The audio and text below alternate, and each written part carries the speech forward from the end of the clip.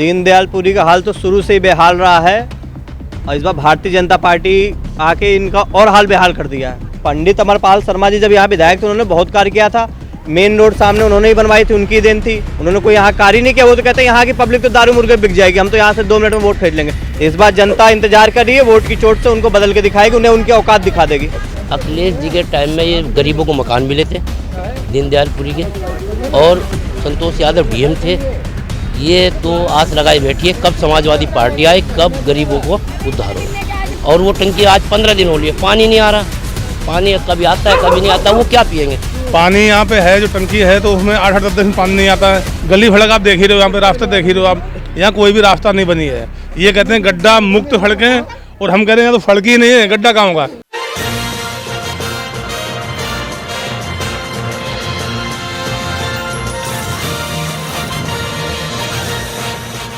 मैं हूं जितेंद्र गौतम और आप देख रहे हैं डीएनपी इंडिया। आज हम पहुंचे हैं गाजियाबाद के दीनदयालपुरी में और यहां पर लोगों से जानने की कोशिश करेंगे कि इस बार उनका क्या रुख है। हालांकि एक मलिन बस्ती है और मैं तस्वीरें आपको यहां से दिखा देता हूं। इन जो ये बस्ती है कि यहाँ पर इस वक्त कितना विकास हुआ है और इस विकास के नाम पर वो कितना इस बार चुनाव में इंटरेस्ट ले रहे हैं। तस्वीरें देखिए, यहाँ पर नालियाँ तो बनी हुई हैं लेकिन नालियाँ पूरी तरह से ठप हैं और जो बनी हुई थी वो टूट चुकी हैं। रास्ते तो आप देख ही सकते हैं कि रास्ते हैं या फिर गड्ढे हैं। हालांकि यहाँ पर पुलिया पूरी तरह से बनाई गई है ताकि लोग आसानी से आ जा सकें। पुलिया आप पार कर सकते हैं लेकिन रास्ते पर आप जा नहीं सकते। ऐसे हालात हैं यहाँ पर। लोगों का कहना है कि यहाँ पर जब बारिश होती है तो यहाँ 2 फुट के आसपास पानी भर जाता है और ये अपने घर आ और जा नहीं पाते हैं। तो इन तमाम चीज़ों के लिए हम यहाँ पर लोगों से बातचीत करेंगे और कुछ युवा भी हमारे साथ मौजूद है। इन्हीं से शुरुआत करते हैं।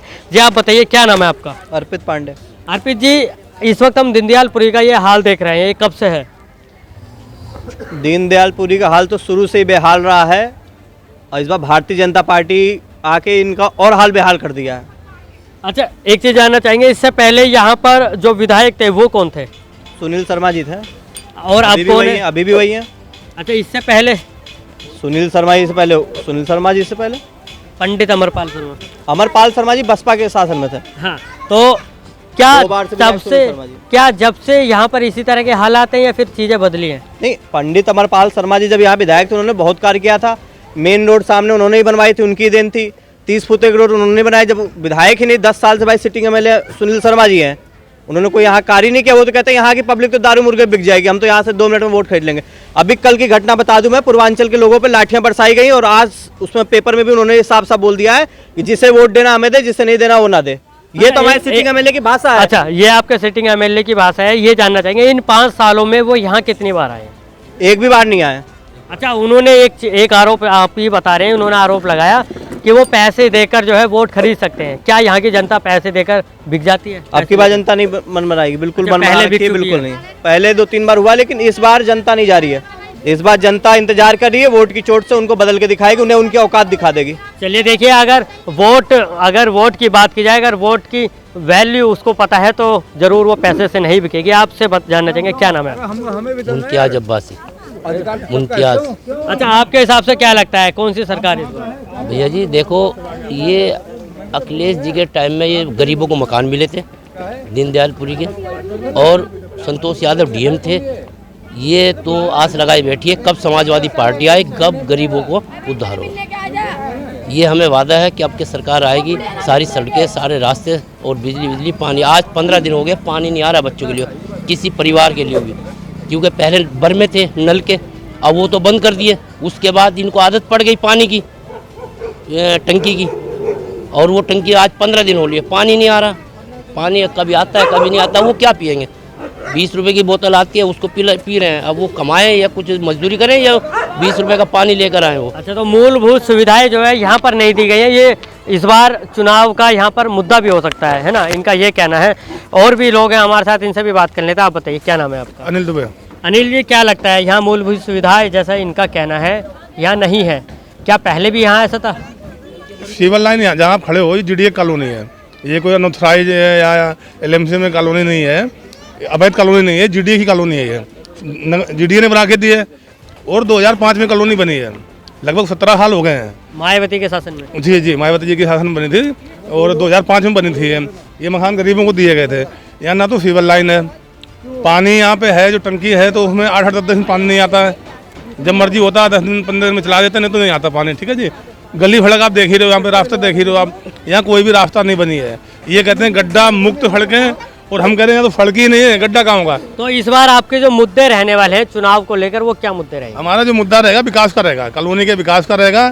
जो हम लोग ये परेशानी झेल रहे हैं यहाँ पे, इनके सरकार में इनके विधायक, इनके सांसद जो भाजपा के हैं, जो इनकी मेयर जो है, इन्होंने जो कोई काम नहीं किया है, हमारे मुद्दे से हमारी कॉलोनी का विकास रहेगा। और यहाँ तो सड़क तो है ही नहीं, गड्ढा युक्त तो छोड़ो, है तो गड्ढा मुक्त भी नहीं है, यहाँ तो कुछ है ही नहीं। आप देख ही रहे हो, ये जो मिट्टी पड़ी है, जो निकलने की रास्ता बनाई हम लोगों ने, 5 ट्रॉली मिट्टी चंदा करके हमने मोहल्ले वालों ने ये डलवाई है, तब ये निकलने की जगह भी है यहाँ पे। ये तो यहाँ तो निकलने की जगह भी नहीं थी, यहाँ 1 फुट पानी था, कीचड़ था यहाँ पे। और 5 साल में भाजपा ने कोई काम नहीं किया है। गाजियाबाद जिले में एक काम बता दें ये कि इन्होंने कोई काम किया हो, 5 साल में कोई एक बड़ा काम बता दें जो इन्होंने किया हो। इन्होंने कोई काम ही नहीं किया। ये लोग घर से निकले ही नहीं, घरों में लेटे रहे, जनता परेशान रही, जनता इनके पास जाती रही, शिकायत लेके जी हमारी गली रोड खड़न जाएगा। इन्होंने कोई काम नहीं किया जी, जनता ने तो इनका कहना है कोई काम नहीं किया, इसलिए जो है सरकार बदल जाएगी। आप बताइए, आपसे जानना चाहेंगे क्या मूलभूत सुविधाओं के अलावा महंगाई भी मुद्दा रहने वाली है चुनाव में? महंगाई मुद्दा रहेगी, सबसे बड़ा महंगाई मुद्दा है। सिलेंडर आज ये 900 रुपये का हो रहा है, खाने का तेल है वो 200 पार हो रहा है, पेट्रोल ही महंगा होगा, डीजल ही महंगा होगा। सबसे बड़ी परेशानी यहाँ की है, यहाँ निकलना बढ़ना दूभर हो जाता है जब बारिश होती है। तो ये मुद्दा रहने वाला है यहाँ पर। अगर गाजियाबाद के नंदग्राम की बात की जाए तो यहाँ जो मुद्दा रहेगा वो महंगाई रहने वाला है, जैसा इनका कहना है। और मूलभूत सुविधाओं में आपको बता दूं, यहाँ पीने के पानी की समस्या अभी भी है, और इसके अलावा यहाँ सड़कों की समस्या तो मैंने आपको दिखाई दी है। क्या मुद्दे रहने वाले हैं विकास यहाँ पर? विकास की अगर बात की जाए, अगर टोटली गाजियाबाद की बात की जाए, तो कहा जाता है कि बहुत विकास हुआ, सड़कें बढ़िया बन गई हैं। अगर बढ़िया बन गई होती तो दोबारा ये सरकार नहीं आती। अगर बढ़िया बन गई होती तो दोबारा यही सरकार आती। बढ़िया तो काम किया ही नहीं। अभी तो चुनाव होने वाले हैं, हुए नहीं। तो होने वाले हैं तो अभी पता लगेगा ना। अभी जो मसला बन रहा है, ये बन रहा है यहाँ पे असल मसला विकास है, जो था है और रहेगा भी। जो विकास हुआ अखिलेश यादव की सरकार में हुआ, अब जो होगा दोबारा होगा तो उसी सरकार में हो सकता है, बाकी कोई नहीं कर सकता। तो चलिए देखिए, इनका कहना है अखिलेश यादव जो है वो सरकार बनाएंगे तभी यहाँ विकास होगा। आपसे जानना चाहेंगे क्या धर्म की राजनीति जरूरी है? जैसा कहा जाता है उत्तर प्रदेश में जब चुनाव आते हैं तो धर्म की राजनीति होती है, क्या मानते हैं आप इसको? धर्म की नहीं है, विकास से मतलब है। तो आप किस मुद्दों पर वोट देंगे? विकास में क्या चाहेंगे? अगर गाजियाबाद में जो है चाहिए, नाली चाहिए, और क्या चाहिए? पानी चाहिए, लाइट चाहिए, और क्या चाहिए? ये अभी भी मिल रहे हैं। बीजेपी कहती है हमने सब कुछ कर दिया। कुछ भी नहीं मिला। मिलता तो यही रहते हैं। अब तो देखे होंगे रास्ते पे, क्या मिला? कुछ भी नहीं मिले। समाजवादी की सरकार में भाई साहब 4.5 रुपये, 4 रुपये 40 पैसे यूनिट था बिजली का, आज 7 रुपये 8 रुपये है। और जिसको जो एक बल्ब और एक पंखा चलाता है ना, उसके आज 3500 रुपये, 2400 रुपये, 2600 रुपये आते हैं। तो वो अपनी कमाई करके अपने घर के अपने बच्चों को खिलाएगा या बिजली का बिल भरेगा? तो बिल्कुल देखिए, इनका मुद्दा है कि यहाँ जो है, हाँ बताइए, एक बार इनसे और जान लेते हैं। एक बुजुर्ग हो रहे हैं, बैठे रहिए। क्या कितनी उम्र है आपकी? 65 साल में आपने सरकारें बहुत देखी होंगी बदलती हुई। कांग्रेस का शासन आपने देखा होगा, बीएसपी का आपने देखा होगा, समाजवादी का और भाजपा का। इन चार सरकारों में कौन सी सरकार आपको बढ़िया लगी? अखिलेश की बढ़िया लगी, यादव की। अखिलेश यादव की क्यों? उन्होंने विकास करे, पहला काम सबके चले, अब काम सब ठप है। कहा जाता है उन्हीं की सरकार में दंगे सबसे ज्यादा हुए। नहीं, कह रहा ना, पब्लिक मौज में रही, उसके शासन में खूब कमाई, सबको तो बना दिया गया, रोजगार मुद्दा खत्म बना कर दिया दिया उन्होंने। बीजे रोजगार है नहीं किसी का। रोजगार मुद्दा बनने वाली है। आप बताइए क्या कह रहे थे?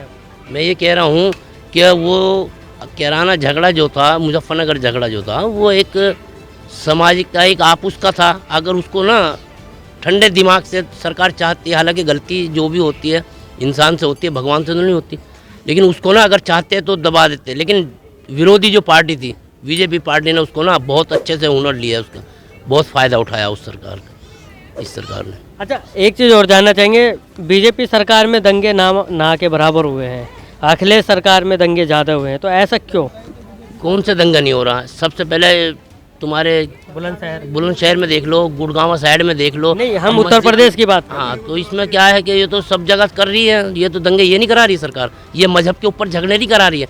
अरे इसको तो चाहिए कि इसको गोद का भी प्यारा, इसको पेट का भी प्यारा। अगर प्रधानमंत्री को कुछ बनना होता है, आपके भी सरकार आती, ये सरकार आने वाली सोचते हैं कि 50 साल भी हमारी बीजेपी सरकार रहे, तो उसको अंधे को ये तो सोचना चाहिए था सरकार को कि मुझे गोद का भी प्यारा, पेट का भी प्यारा। क्योंकि एक परिवार के अंदर एक बाप होता है, वो उसका परिवार का खर्चा सब पूरी जिम्मेवारी बाप के ऊपर होती है, तो ऐसी प्रधानमंत्री की भी होती है। अब ये क्या कर रहे हैं, पक्ष वाली बात, आज मंदिर के ऊपर, आज मस्जिद के ऊपर, आज मस्जिद के ऊपर, आज गिरजाघर के ऊपर। ये कोई इस तरीके से सरकार थोड़ी चलेगी। ये तो दूसरी सरकार को रास्ता दिखा रहे हैं। अभी इन्होंने जो मंत्रियों के खाते खोल खोल के उसको जेल में डाल रहे हैं, तो ये तो इनको रास्ता दिखा रहे हैं। ये आज कौन से मंत्री को जेल में डाल दिया? क्यों आजम खां को डाल दिया, वो मुर्गी चोर था, बता रहे कि मुर्गी पर चोर मुकदमे दर्ज हुए थे कि वो जो जेल में गए हैं और उन पर न्यायिक प्रक्रिया जो है वो चालू है। तो वो जेल का मामला है या फिर आपका न्याय प्रक्रिया का मामला है, वो कोर्ट का मामला है, उस पर आप और हम नहीं कह सकते। लेकिन उनके खिलाफ एविडेंस मिले हैं, उसके बेस पर वो जेल गए हैं। ऐसा भाई ठीक है, वो अगर इस तरीके से कर रहे हैं तो अपनी जगह, वो अपनी सोच सही है उनकी। अब की बार तख्त बदलेगा, ताज बदलेगा। आप बताइए क्या कह रहे हैं आप? हम ये कह रहे हैं कि अब की बार तख्त बदलेगा, ताज बदलेगा और योगी जी का राज बदलेगा। अब की बार योगी जी का राज बदलेगा या योगी जी हट जाएंगे? नहीं, हट ही जाएंगे जब ही तो बदलेगा, जब ही तो बदलना है। 10 तारीख का दिन होगा और साइकिल हमारा चिन्ह होगा। तो चलिए देखिए, इनका कहना है कि 10 तारीख को इस बार जो है बीजेपी हट जाएगी और समाजवादी पार्टी सरकार बनाएगी। बहरहाल ये तो आने वाला समय ही बताएगा कि इस बार के चुनाव में किसको लखनऊ की कुर्सी की गद्दी मिलती है और कौन पहले की तरह ही या फिर कौन कुर्सी से हट जाता है। गाजियाबाद से मैं जितेंद्र गौतम, DNP इंडिया।